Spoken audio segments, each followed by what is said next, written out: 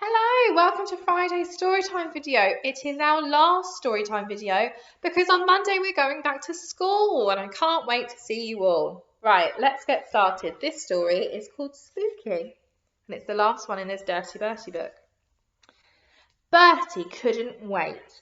Darren and Eugene were coming for a sleepover and they were going to sleep in the tent in his garden.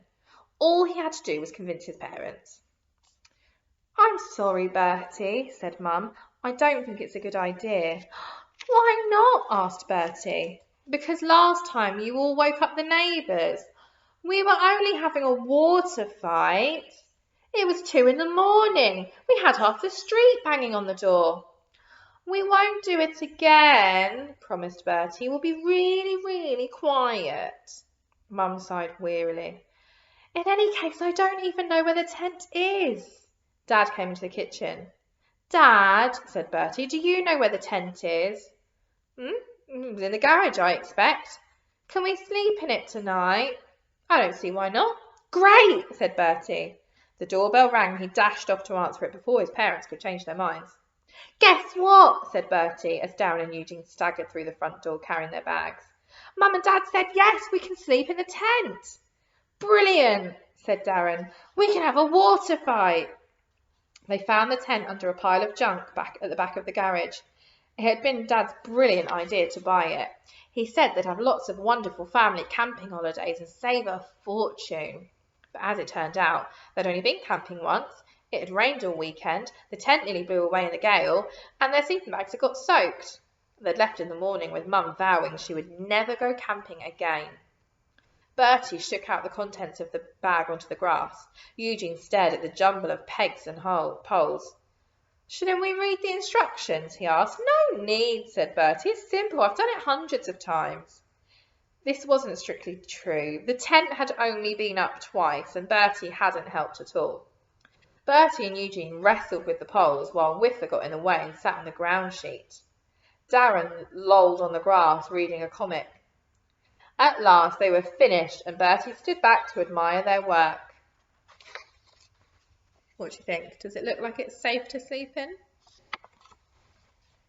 It looks a bit wonky, frowned Darren. "It's meant to be wonky," said Bertie. "Can I let go of the pole now?" called Eugene from inside. "Wait a minute, I need to do the pegs," said Bertie. Bertie went round with a mallet, hammering pegs into the ground. Darren went back to his comic. Whiffer was sniffing around the tent, eager to join in. Who do you think Whiffer is? He seized one of the guy ropes in his mouth and started to pull. The peg shot out. The tent leaned dangerously to one side. "No!" yelled Bertie. "Whiffer, let go!" "Grrr!" growled Whiffer, shaking his head from side to side. "Bad dog!" said Bertie, trying to grab the rope. Whiffer backed away, the rope still in his teeth. The tent stretched and stretched. Twang! A dozen pegs shot out of the ground and the tent collapsed in a heap. "Help!" cried a voice from underneath. "Okay, Eugene, you can let go now," said Bertie. After supper, Dad came out to the garden to sort out the tent. Bertie sat in his bedroom with Darren and Eugene checking their supplies for the night. "Comics," said Bertie. "Check." "Torches?" "Check." "Midnight feast?" "I brought the crisps," said Darren. "I got the chocolate biscuit," said Bertie. "I got some muesli bars," said Eugene. The other two gave him a look. "What? It's all I could get. My mum says they're good for you." Bertie rolled his eyes. "What about weapons? Is everyone armed?" Darren had a space gun he'd got for his birthday. Bertie tucked his pirate dagger into his belt. Only Eugene had forgotten. "Why do we need weapons anyway?" he asked. Bertie shrugged. "Don't say we didn't warn you." "It will be dark," said Darren. "Really dark. You never know what might be out there." Eugene turned pale. "You're just trying to scare me," he said. Mum poked her head round the door. "Okay, the tent's all ready." "Great," said Bertie. "Wicked," said Darren. "Hooray!" gulped Eugene, gripping his torch. Tiptoe, tiptoe, tiptoe, the three of them crept down the garden. Bertie led the way with Eugene keeping close behind. In the dark, the garden seemed much bigger than Bertie remembered. The moon was a ghostly white. The trees threw dancing shadows on the ground. "Wait!" said Bertie, halting suddenly. "Where's Darren?" They looked around. "He was here a minute ago," said Eugene. They shone their torches into the bushes. "Darren!" called Bertie. "Where are you?" No answer. The tent flapped in the wind. Darren, this isn't funny. Come out. Silence. Maybe he went back in for something, asked Eugene. They looked back at the house. Whiffer watched them hopefully from the kitchen where he was locked in for the night. There was a rustle in the bushes. Bertie swung round. Darren, is that you? Deathly silence. Maybe we'd better wait in the tent, said Bertie. Good idea, stammered Eugene. They both bolted down the garden. Eugene wrestled with the zip. Grrr! Something burst out of the bushes and grabbed Bertie round the neck. Oh, help! Howled Bertie. Ha ha ha! Giggled Darren. Did I scare you? Bertie struggled free. Course not. Liar, you practically wet your pants. Didn't. Didn't. We knew it was you, didn't we, Eugene? Eugene? Eugene peeped his head out of the tent. Has it gone?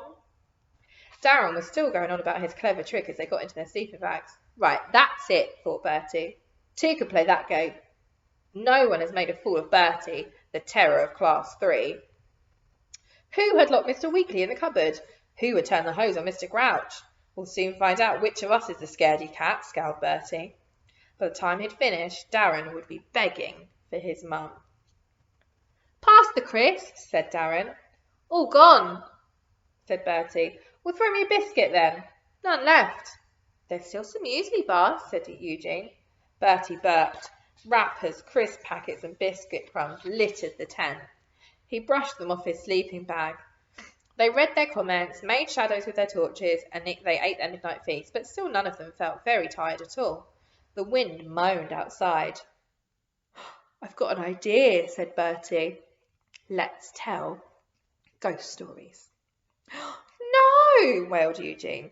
What's the matter? Scared you might have nightmares? Taunted Darren. I love ghost stories. The scarier, the better. Who's going first then? Asked Bertie. Eugene, said Darren. Why me? Moaned Eugene. I don't know any ghost stories. Just make one up, said Bertie, and to make it even spookier, we'll turn off our torches. Eugene turned pale. But it'll be dark. Great, said Darren. I love the dark. Me too, said Bertie. Everyone ready? Click, off went the torches. The tent was plunged into blackness. Eugene cleared his throat. Once upon a time, there were 3 bears. Darren groaned. Oh, that's not a ghost story. It is. It's about ghosts. You said it was about 3 bears. It is. They're ghost bears. Eugene started again.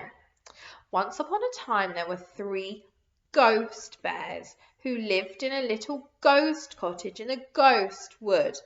This is rubbish, grumbled Darren. It's a fairy story. No, it isn't. Yes, it is. I bet Goldilocks comes and sits on the ghost chairs and eats the ghost porridge. Oh, if you're so clever, you tell a story, said Eugene. Bertie saw his chance. I've got one, he said. He was going to tell a story so hair-raising that Darren would be begging him to stop. It was a quiet, dark night, Bertie began. The wind was moaning. Woo, woo, said Darren. 3 boys were camping in a spooky, haunted wood. Suddenly they heard... Bertie broke off. What? Suddenly they heard what? Asked Eugene. Shh, said Bertie. Listen. Don't, whimpered Eugene. You're scaring me. Me too, said Darren, giggling. Bertie shook his head. I'm serious. I think I just heard something.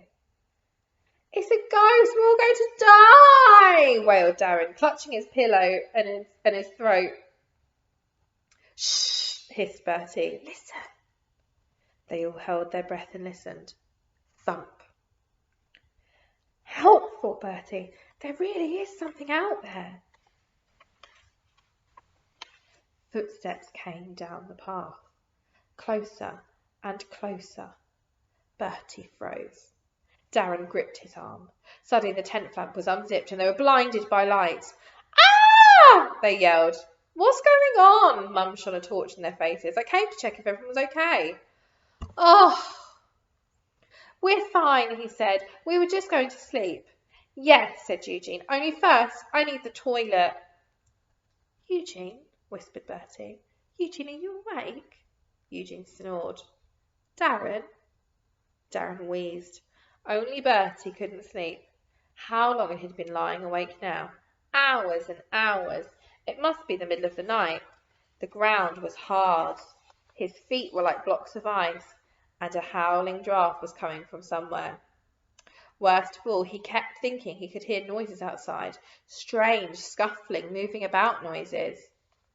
Mum, said Bertie anxiously. Mum, is that you? No answer. His parents would be fast asleep by now. They wouldn't hear him, even if he screamed. Of course, he was only imagining things. It was the wind in the trees, or the tent creaking. It couldn't be anything else, like a headless ghost, for instance. Ghosts were only in ghost stories, and if he peeped outside, there was no chance at all he'd see a ghost. But just in case, maybe it was safer to stay in the tent. Nothing could get at him in here, unless it came through the walls. Thud! Bertie sat bolt upright. He had definitely heard something that time. He switched on his torch. How he wished he was back in his own bed. Whose stupid idea was it to sleep outside in a tent?